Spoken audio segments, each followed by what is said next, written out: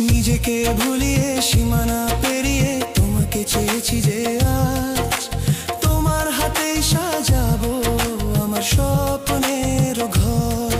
আমি তোমার প্রেমে পড়ে দুনিয়া ভুলে গেছি।